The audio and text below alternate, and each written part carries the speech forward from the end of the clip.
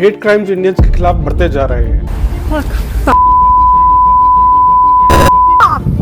I want you to go back. Okay. Go back. But I'm Go Canadian. back to India. Guys are crazy. Indian people are crazy.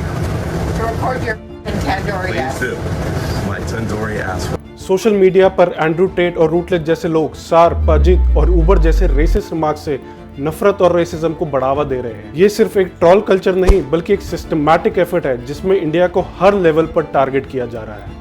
और ये बस online ही नहीं, offline भी है। एक तरफ viral videos में वेस्टर्न सोसाइटीज में go back to your country कहकर नीचा दिखाते हैं, तो दूसरी तरफ ये इन्फ्लुएंसर्स हमारे देश को एक गंदे अनसिविलाइज्ड जगह के रूप में रिप्रेजेंट करते हैं। स्लम्स और गरीबी को जूम कर इंडिया की एक ऐसी इमेज बनाई जा रही है जिसमें ना इज्जत है न इंसानियत। उनकी वीडियोस और पोस्ट से ये इंप्रेशन मिलता है कि इंडिया एक गंदा और अनसिविलाइज्ड जगह है जहां सफाई और इज्जत का कोई महत्व नहीं। ऐसा लगता है कि हमारे देश में कोई साफ जगह बची ही नहीं। हमारा पूरा देश असभ्य के रूप में दिखाया जाता है। पहले ये लोग 2-3 स्लम्स और धारावी जाकर डॉक्यूमेंट्री बनाते थे,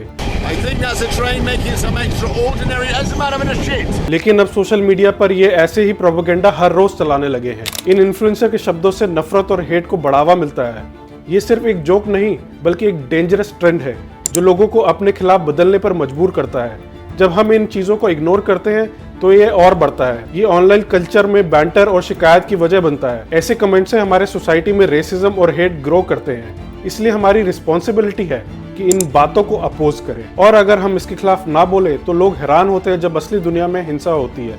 वो नफरत जो ऑनलाइन शुरू होती है वो असली दुनिया तक पहुंचती है। ये बस एक वक्त की बात है जब वही शब्द, वही बैंटर्स सड़कों पर, वर्क प्लेसेस में, अपनी आसपास की सोसाइटी में दिखाई देने लगते हैं।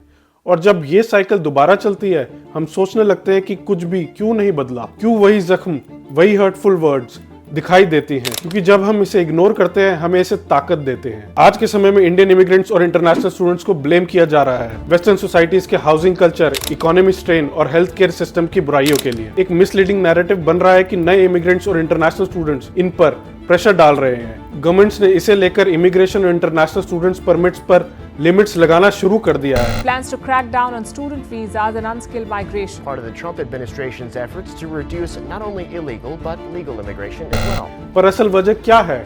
अफोर्डिंग हाउसिंग की कमी, एजिंग पॉपुलेशन, काम पर ना जाकर सोशल बेनिफिट्स पर रहना, या गवर्नमेंट्स ने अफोर्डिंग हाउसिंग पे कंस्ट्रक्शन पर ध्यान नहीं दिया। ये क्वेश्चंस अराइज होते हैं। प्राइवेट कॉलेजेस का रोल भी इसमें एक मेजर कल्प्रिट है। इंडिया के रिक्रूटर स्टूडेंट्स को बेटर जॉब प्रॉस्पेक्ट्स और परमानेंट रेजिडेंसी के सपने दिखाते हैं, लेकिन इन फॉर प्रॉफिट कॉलेजेस के एजुकेशन और सपोर्ट की क्वालिटी जीरो है। Racism against Indians western society में सिर्फ एक पासिंग इशू नहीं, ये एक गहरी जड़ वाला फिनोमेना है जो हिस्टोरिकल, सोशल और कल्चरल फैक्टर से आता है। चलिए कॉलोनियल लेगेसी की ओर देखते हैं। ब्रिटिश एम्पायर का रूल इंडिया पर कई सदियों तक था और इसके साथ जो परसेप्शन इंडिया के बारे में बनाई गई उनका असर आज भी है। इंडियंस को अक्सर इंफीरियर, अनएजुकेटेड और अनसिविलाइज्ड दिखाया गया है। आजकल के जमाने में भी ये आउटडेटेड परसेप्शन अब भी वेस्टर्न लोगों के नजरियों को इफेक्ट करता है। I would like to congratulate India on landing on the dark side of the moon. I would also like to now invite India to return the £2.3 billion foreign aid money that we sent them. If you can afford to fire a rocket at the dark side of the moon,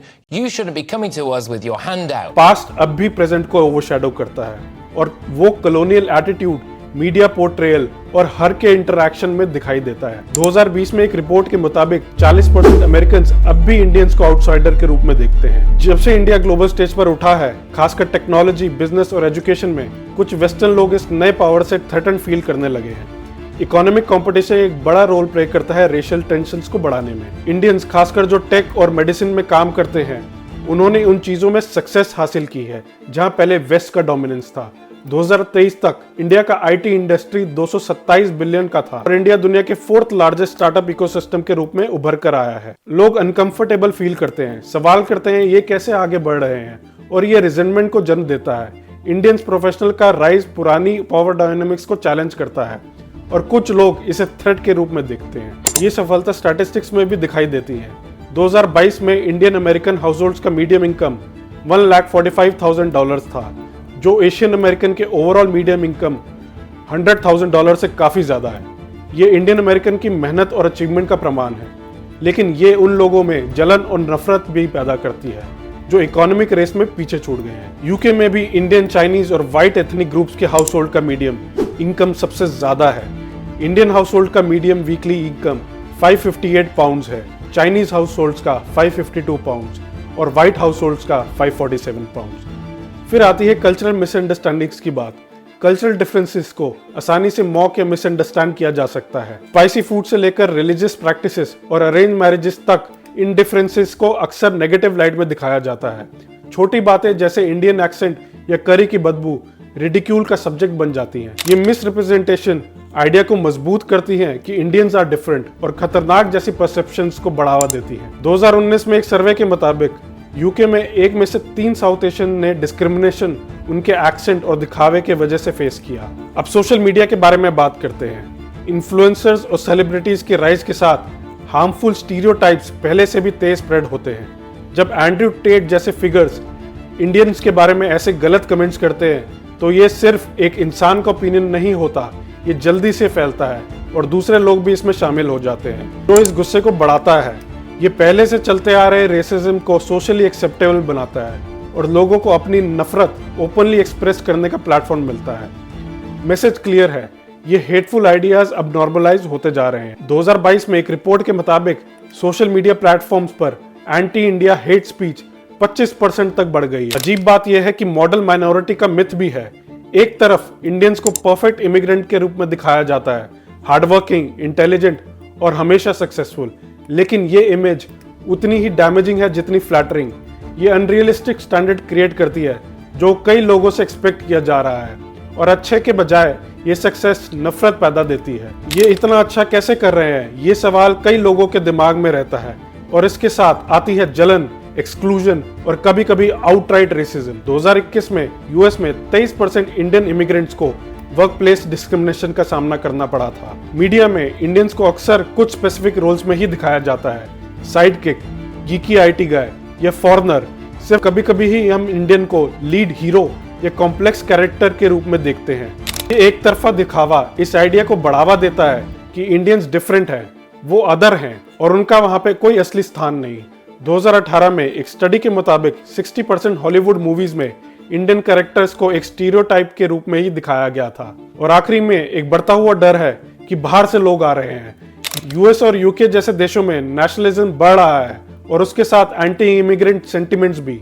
जैसे जैसे Indian population और diaspora बढ़ रहा है, कुछ लोग इसे invasion के रूप में देखते हैं, अपने कल्चरल स्पेस पर इंक्रोचमेंट।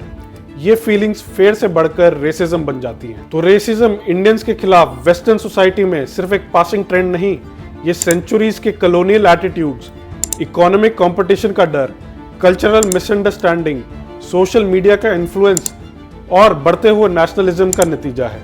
इंडियन कम्युनिटीज आगे बढ़ रही हैं और बैरियर्स तोड़ रही हैं, लेकिन ये आउटडेटेड एटीट्यूड्स अभी भी हैं। ये जरूरी है कि परसेप्शन को एड्रेस किया जाए। और बिल्कुल ये सिर्फ एक तरफ की बात नहीं है, हमें भी अपने अंदर कुछ चीजों को सुधारना होगा। हमें अपनी गलतियों से समझना होगा कि हम खुद कैसे और ज्यादा डिस्क्रिमिनेशन और नेगेटिव परसेप्शन को नहीं बढ़ाएं। जैसे कि इंडियन लोग खुद भी अक्सर अपनी इमेज को खुद ही डैमेज करते हैं। आज भी कई जगह पे ऐसे वीडियोस देखे जाते हैं जिसमें इंडियन आदमी सड़क पर लेटर करते हैं।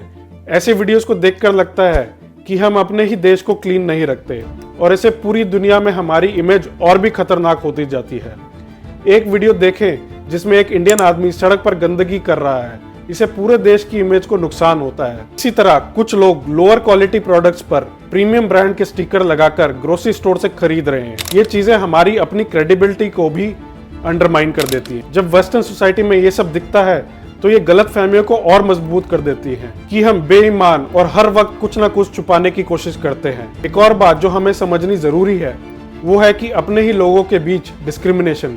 हम खुद भी फेयर स्क्रीन को प्रेफर करते हैं और जो नॉर्थ ईस्ट के इंडियंस हैं उनको आउटसाइडर्स के रूप में देखते हैं। और जब हम खुद अपने ही लोगों को नीचे दिखाते हैं तो दूसरे लोग हमें कैसे इज्जत देंगे। और हाँ, नॉर्थ साउथ डिवाइड भी हमारे अंदर एक बड़ी प्रॉब्लम है। साउथ इंडिया को अक्सर बैकवर्ड या लेस कल्चर्ड समझा जाता है, जो बिल्कुल गलत है। जब हम खुद अपने देश के अलग अलग हिस्सों को नीचे दिखाते हैं तो ये दूसरों को भी कहने का मौका देते हैं कि हम अपने कल्चर को नहीं समझते। हम खुद अपनी इमेज को नेगेटिव बनाने में मदद कर रहे हैं और जब हमें वेस्टर्न सोसाइटी में रेसिज्म के सामना करना पड़ता है तो हमें अपने आप से भी सवाल करना चाहिए कि हम अपनी बेइज्जती को बढ़ाने में कितना योगदान दे रहे हैं। जब हम अपनी गलतियों को समझते हैं और अपनी इमेज को सुधारते हैं तभी हम लोगों को एक्सपेक्ट कर सकते हैं कि दूसरे हमें इज्जत देंगे। ये एक लंबी लड़ाई है जिसमें हम अपनी आइडेंटिटी को समझकर, अपनी गलतियों को सुधारकर और दूसरे कल्चर्स की इज्जत करते हुए अपनी जगह बना सकते हैं। जब हम अपनी गलतियों को समझते हुए एक साथ मिलकर काम करेंगे तभी हम जो रेसिज्म का सामना कर रहे हैं उससे जीत सकते हैं और एक इंक्लूसिव और डाइवर्स दुनिया की तरफ कदम बढ़ा सकते हैं। जय हिंद।